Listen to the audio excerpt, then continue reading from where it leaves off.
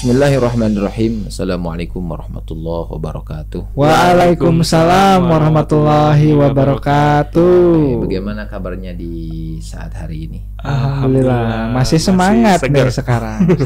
Segar, oke. Berbicara Ramadan, ya, pembicaraan kita di siang hari ini pasti ada ujungnya. Apa tuh ujungnya, Ustaz? Ya lebaran aja. Oh iya. Gimana sih aja buka puasa kayak. Kan Ramadan. Oh gitu. Bukan puasa. Berbicara Ramadan pasti ada ujungnya. Iya. Ujungnya apa? Ya pasti lebaran. Lebaran. Perasaan kita itu campur aduk, apalagi orang rantau. Oh iya benar. Itu saya mengalami dulu ya gitu waktu saya masih pesantren dulu. Jadi ketika datang malam-malam takbiran itu rasanya sedih dan bahagia. Sedih karena kita jauh dari orang tua, bahagianya karena kita menyambut hari kemenangan isinya kan begitu. Pakai baju baru. Baru kan serba baru ada. Tapi kan bila bicara lebaran pasti orang-orang itu konotasinya serba baru. Iya kan? Iya. Ada celana baru, sarung baru, baju baru. Kalau HP belum tentu baru. Aduh. Kalau HP Tapi pengen juga tuh. Nah, tapi ada juga yang bertanya status nih dari kisah Agak fenomenal nih. Bener nih. Iya kan? Ada yang bertanya status nih datangnya apa lebaran itu. Iya. Apakah statusnya masih yang lama?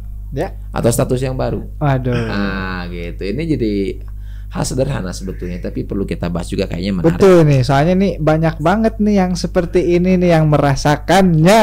Apalagi kaum-kaum kayak kita nih Iya. yang jomblo. Gitu. Nah, Nah. gimana tuh Ustaz tuh? Iya kan? Jadi kan yang menjadi pertanyaan adalah cara menanggapinya gimana. Iya. Betul. Karena kan orang-orang konotasinya datang lebaran, semuanya harus serba baru, semuanya harus serba wah dan sebagainya. Sebetulnya Iya. bukan itu. Hari raya itu bukan hari ria. Ya. Nah, Jadi kan hari raya itu bukan hari ria. Hari ria itu ketika seseorang menyambut lebaran dengan memamerkan apa yang dia miliki yang sifatnya baru. Serba baru dia pamerkan. Iya. Sebetulnya bukan itu tujuan dari lebaran itu. Bukan. Tujuan dari lebaran adalah kita semakin sadar bahwa perjuangan kita itu belum selesai. Bolehlah kita menang saat lebaran, tapi lihat apakah amal kita yang waktu selama Ramadan itu akan bertahan?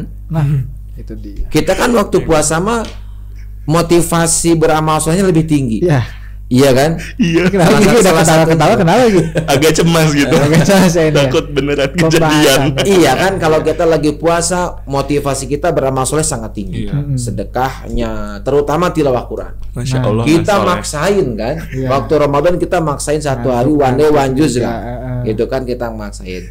Nah pertanyaannya ketika kemenangan sudah kita raih dengan kita masuk satu Syawal, kata Rasulullah, lihatlah nanti 11 bulan ke depan, apakah kemenangan itu akan terus bertahan?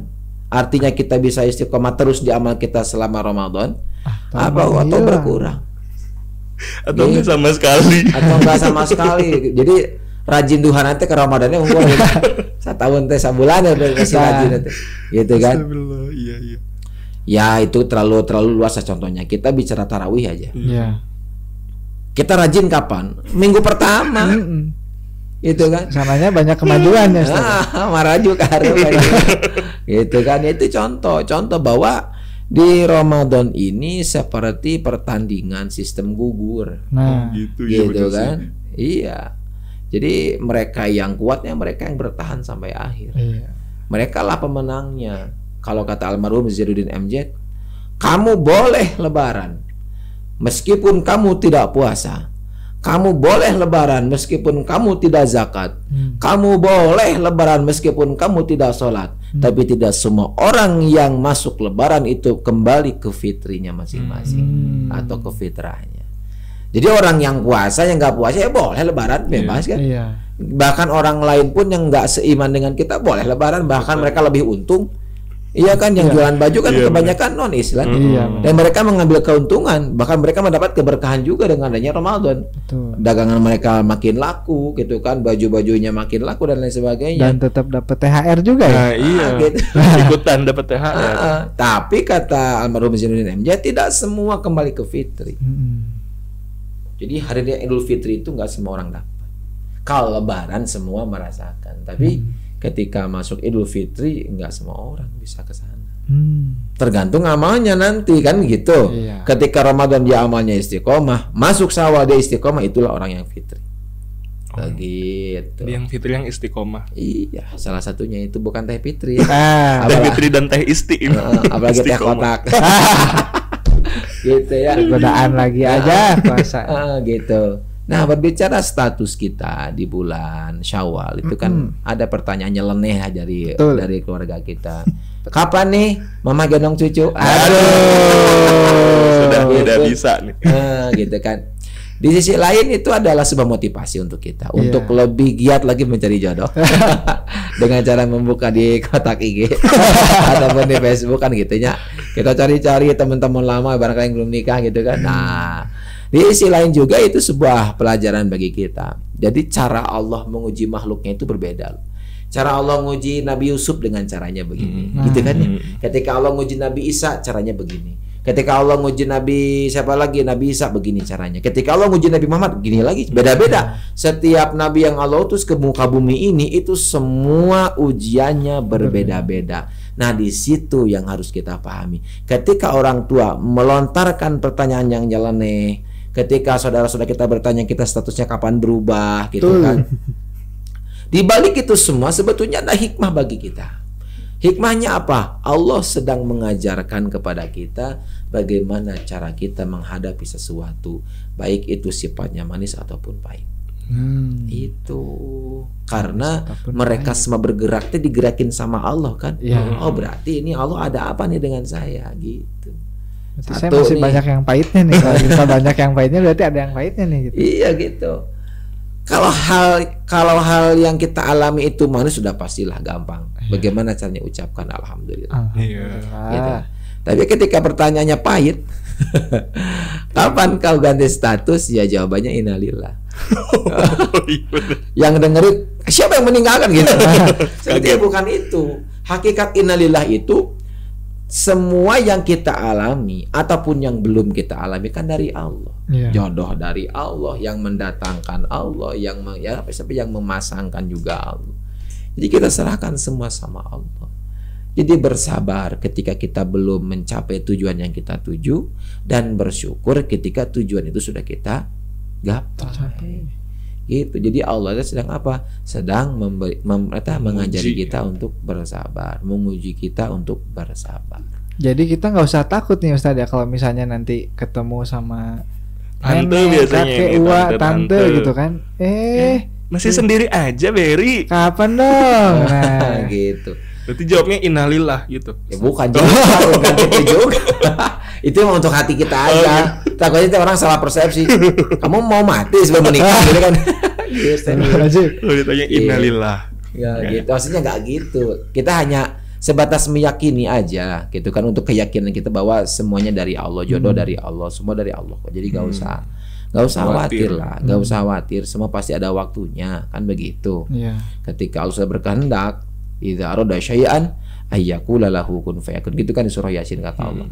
Jadi ketika ada pertanyaan nyeleneh seperti itu, kita nggak usah sakit hati, kita nggak usah minder, nggak usah lah.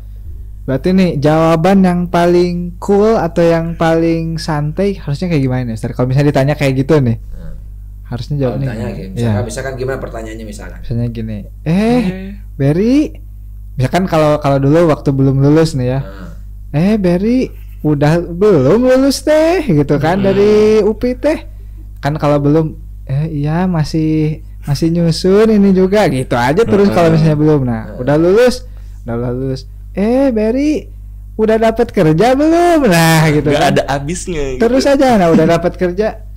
Berry gimana, udah ada calonnya belum? Nah jawabannya gimana tuh? Soal berkaitan dengan calon gitu. Iya. Jawaban yang paling cool begini. Iya, gimana? Yang kasih ini rahasia nih. Ya. Nggak boleh ada yang tahu. Kuncinya. Kasih tahu dong sekarang udah bukan rahasia lagi. Allah sedang mendidik saya untuk menjadi insan terbaik. Wah. Masya Allah. Karena menikah adalah perjalanan yang panjang, tidak hanya di dunia tapi sampai akhirat. Masya Allah. Ini Langsung. jawabannya langsung tuk gitu. Langsung diem nih kayaknya Nah. yang nanyanya. Iya, gitu. Jadi Benar-benar. Allah itu sedang mendidik kita agar kita pantas di posisi itu. Itu. Kenapa dulu kita bicara bola nih ya, Ronaldo ketika masih di Porto dulu belum direkrut ke MU waktu itu karena emang belum pantas. Tapi ketika Porto dengan MU waktu itu duel di lapangan, Sir Alex Ferguson melihat bakat Ronaldo yang luar biasa, akhirnya dibeli. Jadi kisah singkat ini Ronaldo pindah ke MU itu adalah kepantasan. Kepantasan. Udah pantas belum? Udah mudah tuh bagi Allah, masuk apa sih yang nggak bisa buat Allah? Tapi kan Allah tahu kita teh pantas atau belum. Gitu. Seperti batasan kita dapat SIM atau enggak. Gitu kan. Pantasnya itu umur berapa gitu kan. Yang belum pantas dari umur berapa. Gitu ya. Bahkan kata Allah nih, saya sudah kutip Al-Qur'an nih, ayat Al-Qur'an di surah Al-Baqarah 216. Kata Allah, Bismillahirrahmanirrahim, kutiba alaikumul qital wa huwa kurhul lakum wa asa an takrahu syai'an wa huwa khairul lakum wa asa an tuhibbu syai'an wa huwa syarrul lakum wallahu ya'lamu wa antum la ta'lamun. Ini kata Allah begini kalau terjemahnya. Diwajibkan atas kamu berperang padahal itu tidak menyenangkan bagimu. Tapi bukan itu poinnya. Poinnya adalah ini. Tetapi boleh jadi kamu tidak menyenangi sesuatu padahal itu baik bagimu. Dan boleh jadi kamu menyukai sesuatu padahal itu tidak baik bagimu. Allah mengetahui sedangkan kamu tidak mengetahui. Pertanyaan kapan nikah itu nggak enak buat kita. Iya. Ya kan? Seakan-akan kita dibanding-bandingkan. Iya. Tapi boleh jadi itu teh baik buat kamu. Tujuannya apa? Agar kita terus memperbaiki diri agar pantas menjadi seorang imam yang soleh. Gitu. Sisi positifnya Sisi itu positifnya itu. Jadi kalau kita baperan ya gitulah baperan. jadi sedih, Sedih, kepikiran, pusing, liur kan. lebaran teli. Gitu. Tapi kalau kita memandang satu masalah dari sudut yang lain, itu adalah hikmah dari Allah. Dan mungkin juga itu kan jadi doa ya. Iya, doa bener ya. Kita gitu. Malah jadi doa. Tahu. Gitu. Jadi sesuatu yang buruk menurut kita belum tentu itu buruk untuk kita juga. Padahal itu baik menurut Allah. Seperti pertanyaan tadi, kapan nikah, kapan ini, kapan itu, kan itu teh bagi kita mah nggak nyaman. Iya. Tapi cek Allah mah buat kita teh lebih baik buat kamu agar kamu lebih termotivasi untuk lebih maju. Gitu. Adapun sebaliknya, gitu kan, menurut kita baik, padahal menurut Allah mah jelek. Tidak ada yang nanya kita nikah kapan, nggak ada yang nanyain kita kerja di mana, santai kita tanya, nggak ada beban hidup. Gitu aja. Menurut kita mah baik, gitu nggak ada beban, tapi menurut Allah itu nggak baik, karena kamu hidupnya statis, nggak dinamis. Berarti nggak ada tujuan gitu. kita harus terbentur dan terbentuk. Aduh. Iya. Nah, tapi nih biasanya nih Ustaz, ada juga orang nih kalau ditanya nih, kapan nikah? Insya Allah Syawal. Nah, kan Syawal itu berarti Lebaran tuh ya. Pas lagi bulan hari Lebaran itu udah Syawal. Nah, itu kenapa sih biasanya orang-orang nyebutnya tuh Insya Allah Syawal? Identik dengan bulan Syawal, itu kenapa tuh Ustaz? Kalau menurut saya pribadi gitu ya, itu sih hanya apologi saja. Apologi saja, pembelaan diri biar dia kelihatan laku gitu. Jadi dia mengambil jarak waktu yang terdekat. Nah, jadi nggak payu kan ceritanya. Kalau misalkan Insya Allah nanti bulan haji tahun depan, berarti kan konotasi orang can payu berarti perniangan kan ya. Tapi kan kalau bilang Insya Allah Syawal, konotasinya udah dekat nih, berarti calonnya udah ada. Jadi tema lebih ke apa ya? Lebih ke apologi sih, pembelaan diri. Gitu. Tapi padahal nggak taunya Syawal kapan ya tadi. Gitu. Tapi ngomong-ngomong tentang Lebaran ya, kita juga nih di Indonesia Berbagi itu ada program berbagi bingkisan Lebaran. Nah, berbagi bingkisan Lebaran itu kayak gimana sih? Jadi kita ngebantu nih, ngasih kebahagiaan ke sesama umat Muslim. Kan kadang ada ya saudara kita yang Lebaran tuh mereka nggak punya apa-apa. Betul. Gitu ya.